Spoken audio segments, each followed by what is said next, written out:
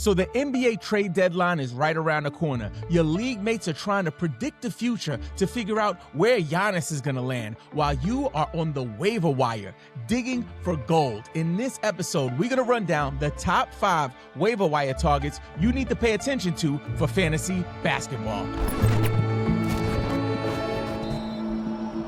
The first player we want to take a look at from the Indiana Pacers, Jarace Walker. When I tell you, this man is cooking with hot bacon grease. Over the last 7 days, he is averaging 30 minutes per game. That's up from 23.5 minutes per game on the season. He's averaging 19 points per game. Yes, 4.7 rebounds. Come on, 2.7 assists. Not bad, but check this out.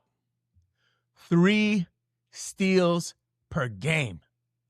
Let that sink in. He's only rostered in 8.7% of ESPN leagues, so he is widely available. The type of player that could shift the direction of your squad if Indiana keeps testing out roster lineups. At one point, Jay Huff was the guy. Now he's sitting on the bench playing barely single-digit minutes, and Jarace Walker is producing. We've seen him in the past get some run and show up and produce for fantasy basketball. So for me, I'm going to hold until this streak ends. Just to give you some insight on some of his recent performances against Atlanta on the 26th, he scored 12 points, had 7 rebounds, 3 assists, and 5 steals. He also added 1 block. On the 23rd against OKC, 25 points, 26 points, 4 rebounds, 3 assists, 2 steals. You see there's a trend. He has put up double-digit steals in the last 3 games, and I could see him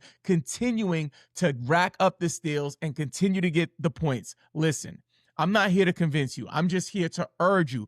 Go grab Jarace Walker if he's available on your waiver wire. If you're new around here, welcome to Believe in Fantasy Basketball. I'm Robin Marks. I used to work at NBC Sports Roto World, #basketball, and I'm a member of the Fantasy Sports Writers Association. The next player we want to take a look at is Saddiq Bey. And when I tell you, oh baby, Saddiq Bey has been cooking. He was banged up for a while and probably ended up somehow floating back to the waiver wire. If he's still lurking around, please go grab this man. Only rostered in 37.1% of ESPN leagues on the season. He's averaging 15.9 points per game, but over the last 7 days, he is averaging 24 points per game. Yes, 7.5 rebounds. Come on, 3.8 assists, not bad. And check this out.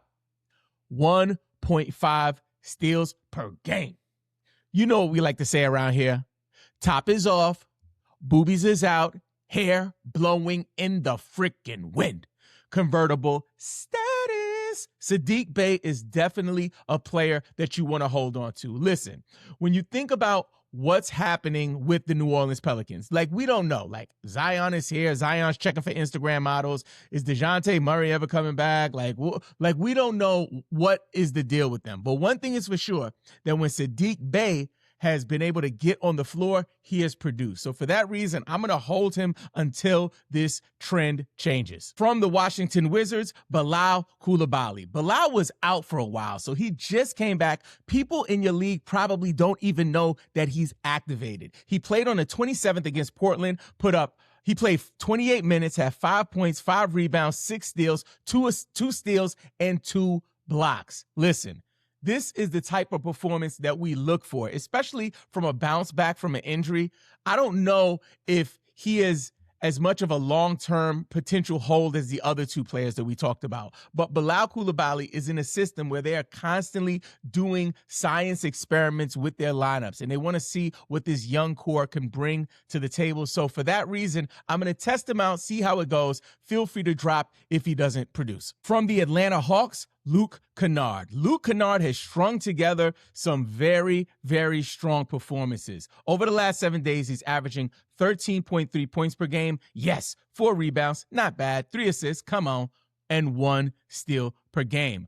On the 26th versus Indiana, he played 23 minutes, had 13 points, 2 rebounds, 3 assists, and also chipped in a block. On the 21st against Memphis, played 25 minutes, 18 points, 4 rebounds, 2 assists, 2 steals. This is the type of player you want to grab on your roster to see if he could kind of fill some gaps and some holes when you have an open roster spot. I don't know if Luke Kennard is a long-term hole, but definitely somebody, if he's playing when you need him, this is the kind of player I would add and drop as needed. From the Los Angeles Lakers, Rui Hachimura. Now, I have never been a Rui Hachimura fan for fantasy basketball. Like, I grab him, drop him, like whatever it is.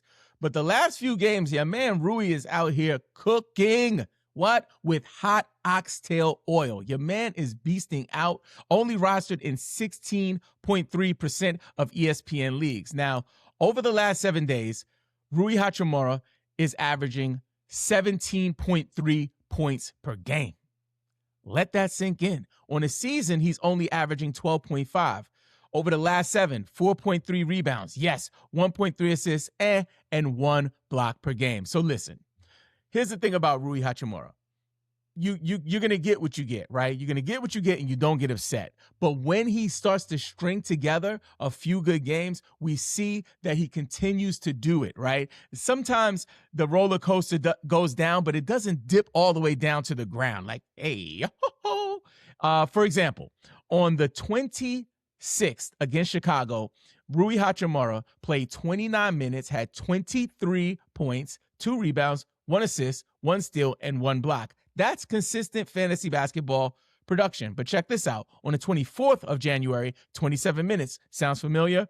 17 points, 8 rebounds, 1 assist, and 1 block. That's what I'm looking for in a fantasy basketball player. Someone who can contribute across all of the different categories, who can chip in and have a full stat line. So even if he's not dropping 30 points, if he can give me 13, 7 rebounds, and a couple steals, maybe an assist or 2 and a block, that's the type of player I want on my roster. And now that you know who to grab off of the waiver wire, check out our episode about the top 50 fantasy basketball players. And don't forget, play the waivers, set your lineups, and believe in fantasy.